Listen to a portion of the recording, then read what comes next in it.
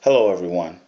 Today's topic is why banks are allowing people who have defaulted or lost their home to stay in the home. A lot of people are going through or have gone through the foreclosure process in this economy, and the banks right now are swamped, absolutely swamped, with properties that they cannot sell, that they do not want to maintain or take care of, and at the same time they don't exactly know what they're going to do with the properties. um, a lot of the banks are waiting for the market to kind of soften out, and they'll release so many properties into the market at a time when they have to get rid of the inventory that they have. So banks have come up with a new plan uh, on how to deal with these houses. See, there are a couple of things that come into play. Owning a house, whether it's you or the bank, costs money just to own the house. Because what happens is somebody has to maintain that house. Somebody has to cut the grass. Somebody has to pay the water bill. A lot of times, if you live in a smaller community, they charge for garbage pickup every month. And someone has to pay for that garbage pickup, even if the garbage isn't being picked up at that property. Someone still has to pay the bill every month.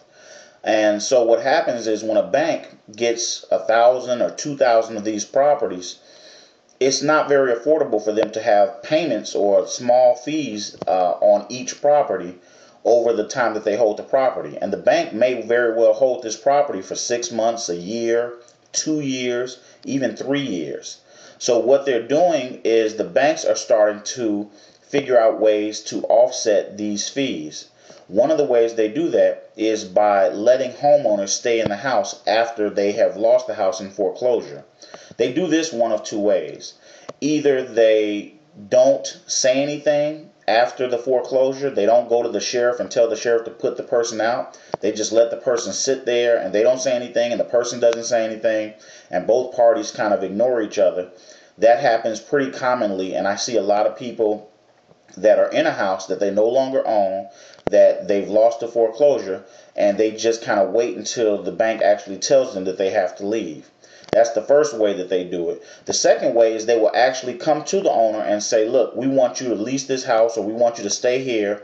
You'll agree to make the fee, make the payments on the fees or whatever, kind of cut the grass, pay the water bill and all that kind of stuff, and we'll let you stay here until we need the house back.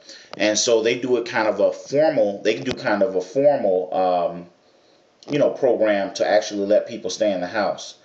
The formal program isn't that bad if you're a homeowner or a previous homeowner that has issues and you don't know where you're going to go.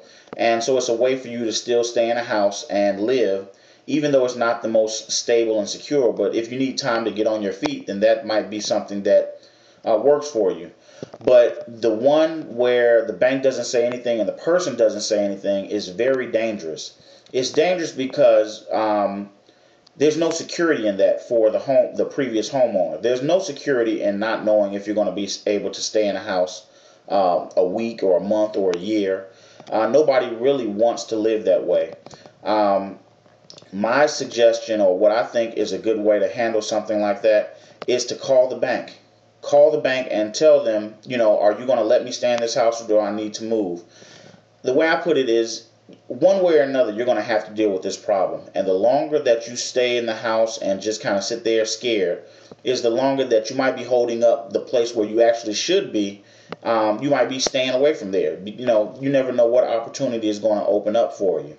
So, and at the same time, these villages are starting to charge a lot of fees for these vacant properties because they know that eventually somebody's going to have to pay that fee, whether it's you or whether it's the previous, whether it's the bank, whether it's, they don't care. They don't care who has to pay the fee, but somebody's going to have to pay that fee.